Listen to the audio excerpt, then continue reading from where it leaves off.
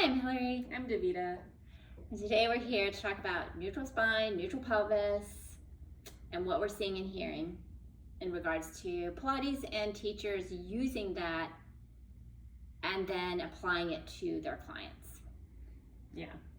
We had been hearing a lot of neutral spine, neutral pelvis language a long time ago. We kind of thought it had died out. Yep, we thought it went away. It went away a bit, and we've been hearing this constant resurgence again of this idea of that there is a neutral for clients to be in, and they should be in it. For certain, yeah. It's like being placed there, and this is where you need to be. Mm-hmm. That we're seeing like so many teachers saying that this client should be in neutral, and here it is, and physically placing the client or adjusting the client into what the teacher is seeing from an outside perspective as what they think that person's neutral is. Yes. And what we feel is there is no general neutral. Nope. Everybody's different. Mm-hmm. Everyone has a different balance point. Everyone has a different equilibrium in where their pelvis should be.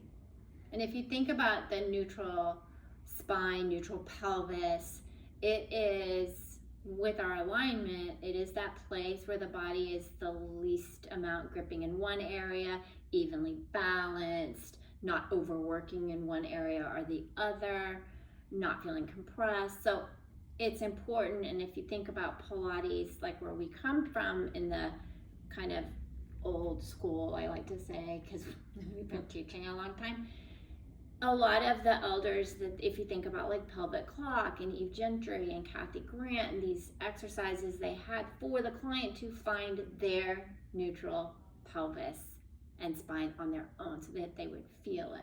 Yeah. Instead of telling them where it should be. Yeah, and that's really what we're seeing is, yes, everyone has a most neutral point in their posture that works the best for them. But hers is different than mine.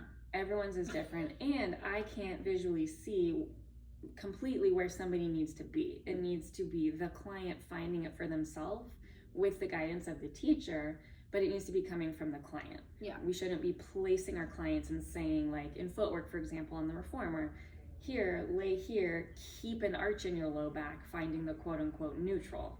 That is not going to be an appropriate and comfortable place to be for your movement. No. And a lot of people will, like if you were told to keep the arch in your back and then push out, it would be painful. Yeah, that would be not a good place for me. And similarly, like when we're walking, we're moving through the world, our pelvis is moving. Your pelvis curls and uncurls and moves as you're walking. You can't doesn't stay neutral. Yeah, you can't find that, again, neutral. And maintain it in that place and walk. So why are we teaching that in footwork to lay on the reformer, place it into quote neutral, and then keep it as you push? Yeah. You need movement. And especially you're going from sitting to standing. It's like sit, stand, be the same thing. It's a squatting motion in your footwork. So the pelvis has to adjust and move as you're flexing your hips, as you're moving through. And so, yeah, we just think you shouldn't be placing your client, you should be finding it with them. And so ways to find it, pelvic clocks, pelvic tips, piston legs of Kathy Grant, tabletop dips if you do it a different way. But they're going to feel it. And it's like, and Davita's going to give an example too, but I had a student who was a dancer, came to me because she had herniated disc, her back hurts, very lordotic, like you. Truly. And she got, we got her out of pain, she was learning things, and she got a job at the Hollywood Bowl, standing on cement all day, and in her natural lordotic state, and of course her back started hurt very quickly, actually. Yeah. And so we worked with a lot of the Kathy Grant and the pelvic clock, and her being in a sitting position, finding her neutral, standing, finding her, so that she would then be at work and go, oh, I'm feeling, oh, wait. And then she would be able to adjust to go, okay, here I am. That for her, that's the working. Neutral that was needed. Because she felt what was happening and what was not happening, and she knew where to go in her like whatever we did, turning of her knobs or the pelvic Yeah. little clock, and that she was able to get out of it. And that's what we Yeah. want. Yeah, and that she had the self-awareness that you were guiding her through to find where she needed to be, and the neutral that she needed, wherever that most balanced point was for her in seated versus standing versus walking versus Because it's all exercise. different. All different. It changes. Yeah. Because you had a good point about soft structures too. Yeah. So in terms of, like, for me, we'll use me as an example because we're going to show me in some exercises. And so for myself, I have a lordotic structure in terms of my spinal position, and I have a larger hip and gluteus curve. So for me, if somebody goes and places me in what they see as neutral, we'll use reformer as the example. If I'm in footwork and somebody says, keep an arch in your low back, the way that my glute curve and my lordotic curve work together, that's going to be a very hyperextended position for me. I'm also very mobile. Yeah. So I can do that, I can be there, but that's extreme gripping of all of those spinal extensors and the lumbar. It feeds into all the wrong things. Yeah. In terms of movement. And it adds to the things that my body naturally does too much of and why I have pain from that.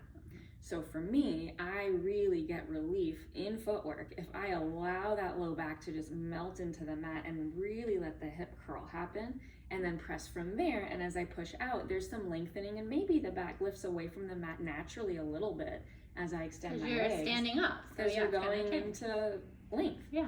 So it naturally will occur, but I'm not thinking to arch my back. No.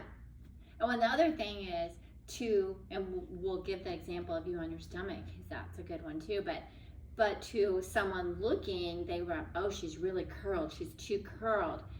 But in reality, she's feeling the same activation and the same balance of someone else who's going to look more like they're not curled. Yeah. But it's the same thing. But it's a different amount of movement for the different person, different body, different balance point. Yeah. So let's show. I'm gonna go over here. You'll go there. So we wanted to show this because this is something that happened in our teacher training last weekend. Mm-hmm. But first we're gonna do the 100 and then we'll go through that. So, hold on. Let me put this out of her way.